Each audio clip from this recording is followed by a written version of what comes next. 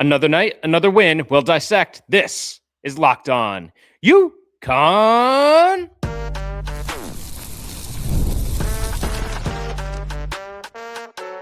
You are Locked On UConn, your daily podcast on the UConn Huskies. Part of the Locked On Podcast Network, your team every day. Happy Tuesday night and welcome back to another episode of Locked On UConn. I am Matt Schonvisky, a two-time graduate, tenure credentialed media member, and host of the only daily UConn sports podcast, Locked On UConn. Part of the Locked On Podcast Network, the number one sports podcast network in the world. Please hit the like and subscribe button, and thank you for making this your first listen each and every single day. On today's show, this is the post-game edition. We will recap the men's basketball win down in Newark. Then there's a clear turning point in tonight's victory. We'll talk about that. And finally, the 40-minute mindset.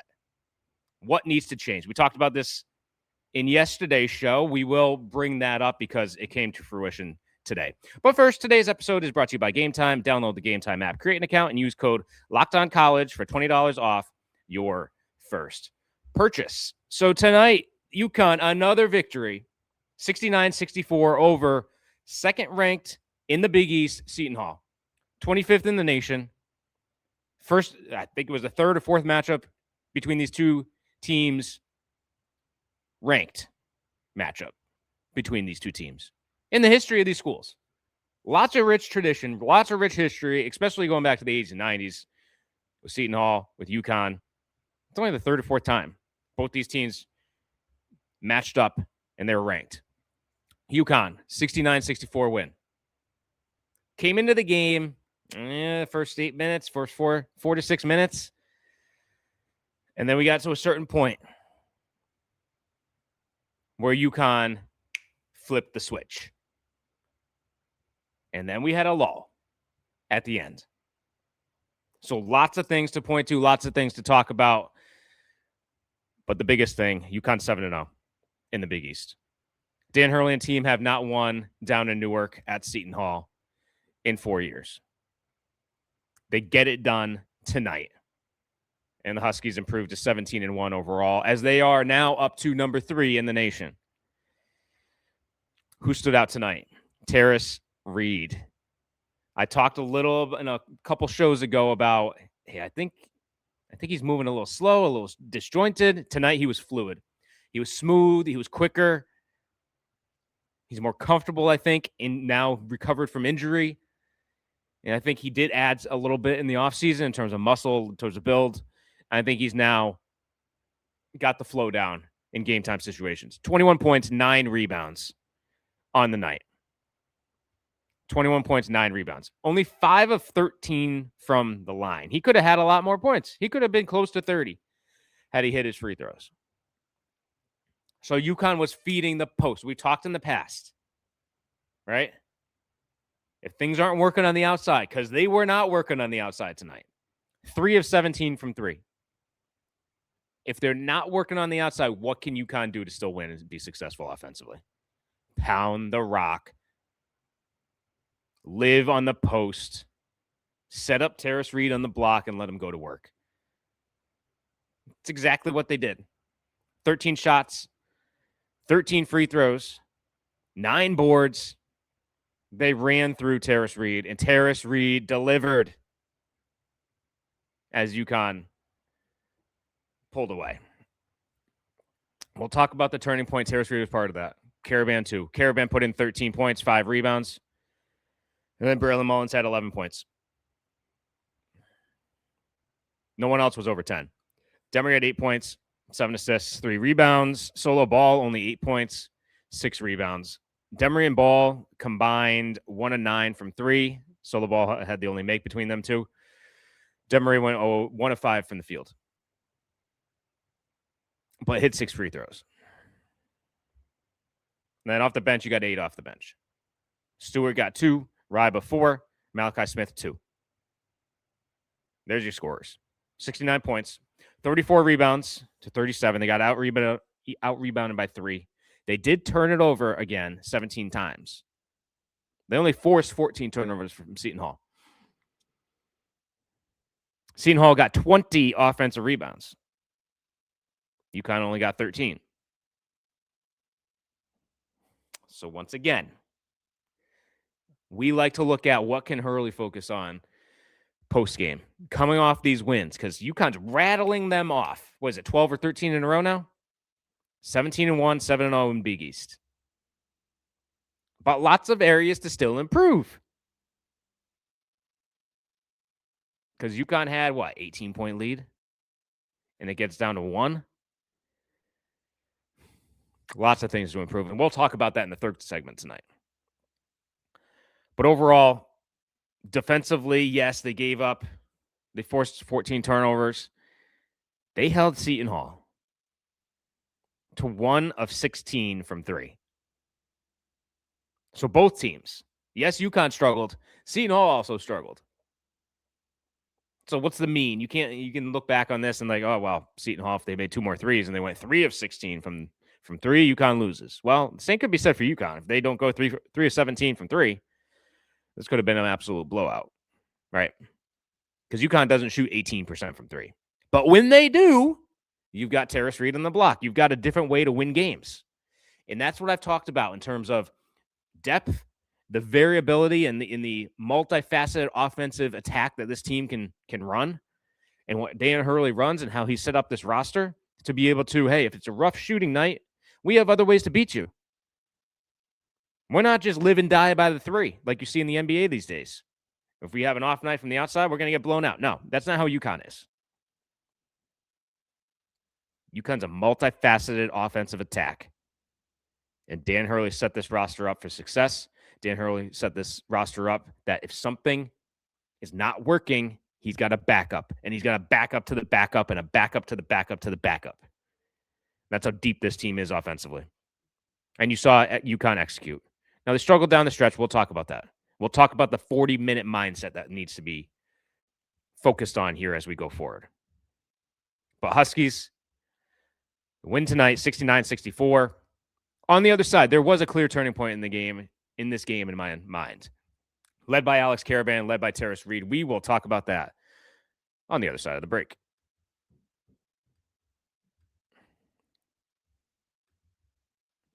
The new year is here. And it's the perfect time to reset your routine and refresh your space. If you're spending more time at home, you might as well love how it looks and feels. That's why you should turn to Wayfair. It's a one-stop shop for getting your home back on track. From bedding and mattresses to storage solutions for every room, Wayfair makes it easier to start the year fresh. Wayfair has everything you need for a home refresh all in one place. Whether you're updating your living room, organizing your space, or upgrading your work-from-home setup, Wayfair's huge selection makes it easy to find exactly what works for your style and your budget. I picked up new bedding and accent pillows from Wayfair, and it completely changed how my bedroom feels, and the wife is happy. It's cleaner, calmer, and more put together. I love that I could find pieces that match my style without spending a fortune. Shopping is easy, delivery is smooth, and everything arrives exactly as expected. Made getting back into a routine this new year feel a lot more manageable. Get organized, refreshed, and back on track this year for way less. Head to wayfair.com right now to shop all things home. That's WAYFAIR.com. Wayfair. Every style, every home.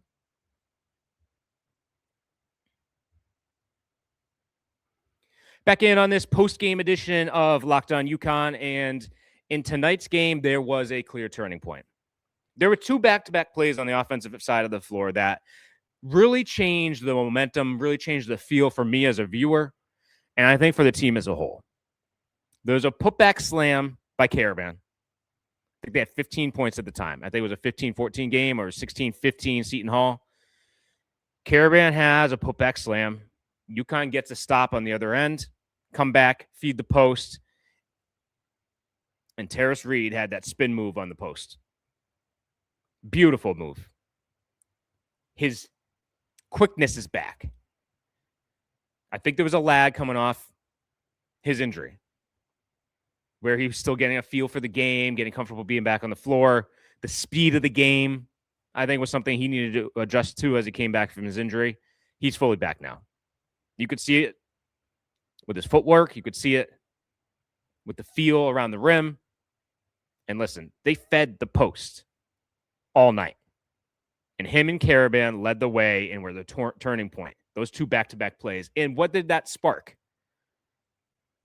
They didn't immediately get a run going, but very quickly thereafter, because those are the 2 buckets. Seton Hall continued to score a bit. Got it to 2019 Seton Hall lead. It was 16-15 Karaban putback slam, feed the post, Terrace Reed spin move. Seton Hall goes back and scores 2019, and then UConn goes on their run. And I think it was 32-16, doubled them up over the next several minutes into the second half. And from there, UConn took over. Completely took over the game to a certain point. So we talk again about UConn leading and finding ways to step on throats, like the women. This is an area that I need to see more, and we're going to talk more about it in the next segment. But what happened during that turning point? They got on the break. They started running more fluidity offensively. Things started running more smoothly. Started hitting some shots. Solo Ball got a shot or 2. Braylon Mullins got the 4-point play opportunity. I think he missed the free throw. So UConn started getting it going.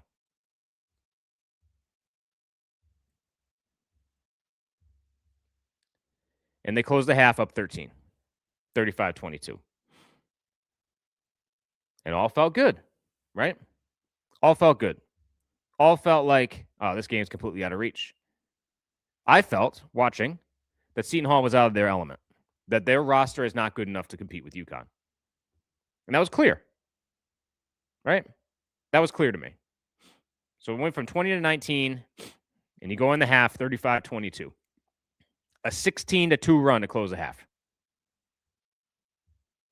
Dominating. Absolute, utter domination. And then we flipped to the second half. And UConn continued to lay it on them. It got up to 44-28. Do the math. 25-8 run. Up 16 points. They got up to 18 in this game, I believe. 46-28. And then things started to creep back down.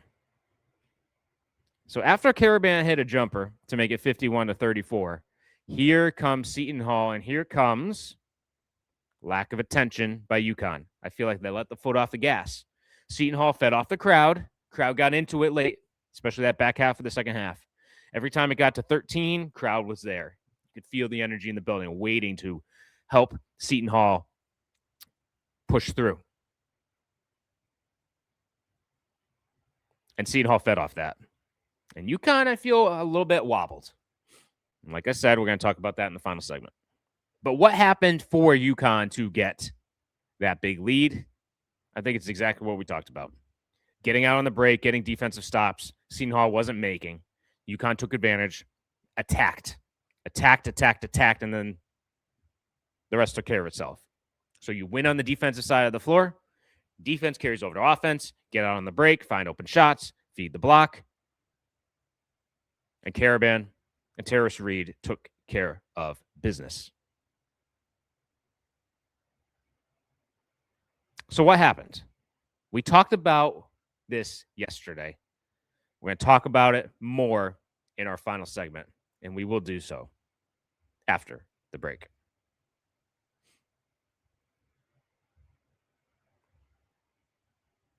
There's nothing like college football season, tailgates, packed stadiums, and being right there in the middle of it all. The energy, the bands, the moments you remember forever. But actually getting tickets, that part used to be frustrating with long queues, logins, and prices jumping at checkout. That's why Game Time gives the advantage back to fans. It's the easiest way to unlock amazing college football tickets and experiences in just a few taps. You can open the Game Time app, look at upcoming college football games, and see surprised how fast it was to find great seats. The app is incredibly easy to use. You can go from browsing to buying tickets in just minutes. You will love being able to see the view from your seat before buying, so you know exactly what you are getting. The zone deals stand out. You pick the section, Game Time picks the seats, and you save even more. Seeing college football tickets starting as low as $25 makes it easy to plan a game day trip. Knowing prices include all fees up front makes the whole process stress-free. Take the guesswork out of buying college football tickets with Game Time. Download the Game Time app, create an account, and use code LOCKEDONCollege for $20 off your first purchase. Terms apply. Again, that's code LOCKEDONCOLLEGE for $20 off. Download the Game Time app today. Back in on this final segment, excuse me. We record this in one segment every time, just so you guys know. So we don't go back and we don't re-record. Back here on our final segment of our post-game show, following UConn's 69-64 win over Seton Hall. And we talked about this leading into this game earlier this week. UConn cannot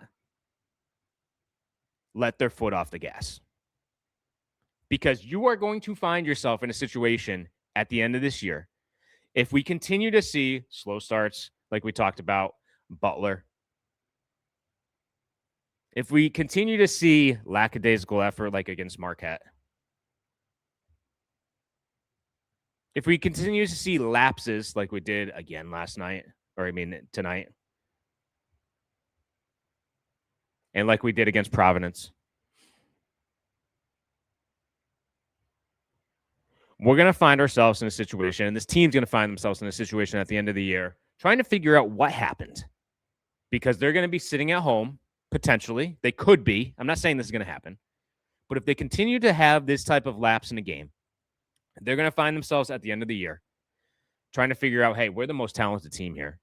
How are we at home? And X, Y, and Z team are playing in the Final Four. Despite us being more talented, despite us being the better team, these lapses need to stop. You cannot get up 18 points in tonight's instance and let a team crawl all the way back to a 1-point game. I think it's safe to say that Seton Hall, yes, they were 14-2 heading into this game. I think it's safe to say that UConn is much more talented than Seton Hall. Just eye test. Just watching the game, seeing the talent, seeing the players. UConn's much more lengthy defensively. They're bigger, better shooters, clearly. They let this team stick around and crawl back in.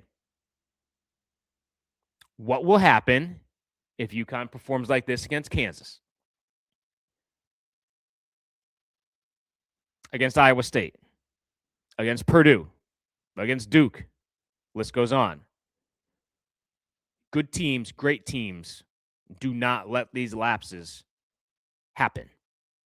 Do not give openings for opponents to squeeze back in and sneak back into games. We talked about this earlier this week. It happened against BYU. They held on. Mental toughness, championship mindset. Coach Hurley talked about this postgame.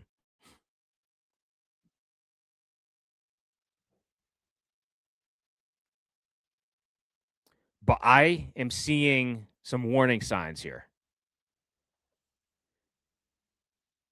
And some traits of teams that, hey, may have been the best team in certain years, but have not won the NCAA tournament. For a myriad of reasons. But you need 40 minutes. We can't have so 4 minutes to start the game. A great middle 25. Maybe even a great middle 30. And then the last 5 minutes, UConn didn't hit a shot. 5:47, I think it was.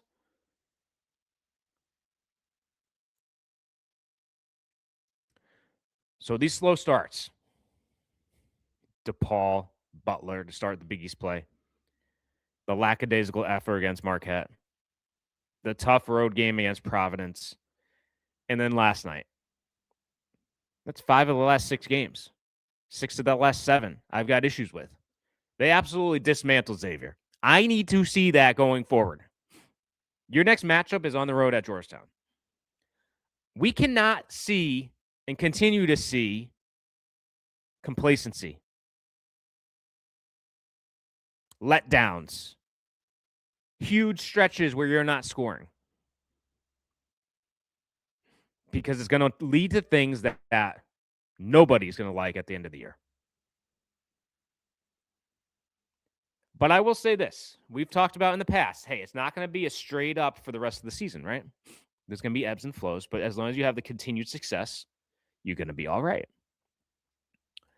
And if you look back at some of the championship years, 2 and 3 years ago, you went through these stretches. The biggest thing, because I'm not sounding the alarm or anything like that. I'm just saying, hey, I'm noticing some things that I don't like. I noticed some things I didn't like 2 or 3 years ago as well. Yet the team and Coach Hurley and his staff continue to make sure that, we have a dip, but the dip is higher and we recover and continue to get better as we go on the rest of the season.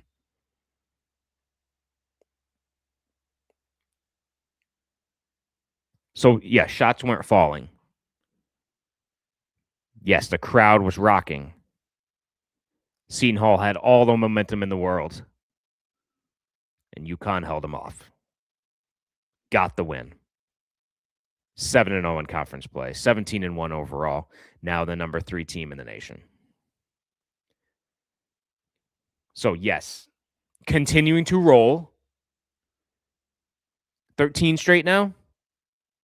Correcting myself from before. It is 13 straight. Arizona was the 5th game of the year. They only lost.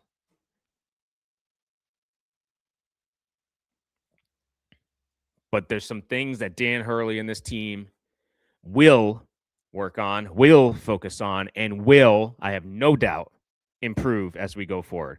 But we need to start seeing it because we're now mid-January.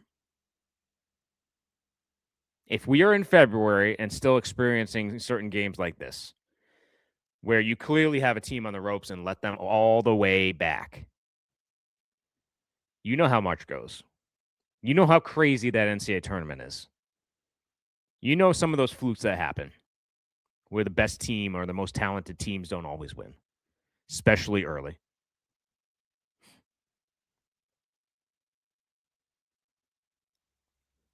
UConn's got to clean some things up. And I think Dan Hurley wouldn't want it any other way. If I'm a coach, if I step in Dan Hurley's shoes, what's the best scenario? We've talked about this over the last several weeks. Continue to win. Continue to find me ways that our team can get better so I can focus on that each and every single day in practice. And that's what the men have. I can't complain about wins. I can have concerns about the way they win, though. And that's what I've got right now. But big picture, listen, Terrace Reed being all the way back and healthy and looking like he did last night, we know solo ball is going to improve his shooting. We know what Silas Demery is capable of doing. We know what Braylon Mullins is capable of doing. This team is still in a great spot. So it's not all doom and gloom here tonight. This team is still in a great spot as they move forward. And they go back on the road on the 17th at Georgetown. It's a noon game. I think it's a Saturday tip.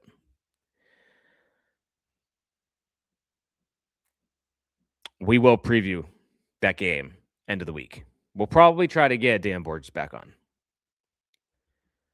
Rest of this week, we are going to try to talk to Caleb Osborne later tonight or later Wednesday night. And then we'll turn our attention to the women's side on the basketball court. And then we'll try to do some hockey as well. We're going to reach out to the university and see if we can get Mike Kavanaugh on here at a time and a place that works for him.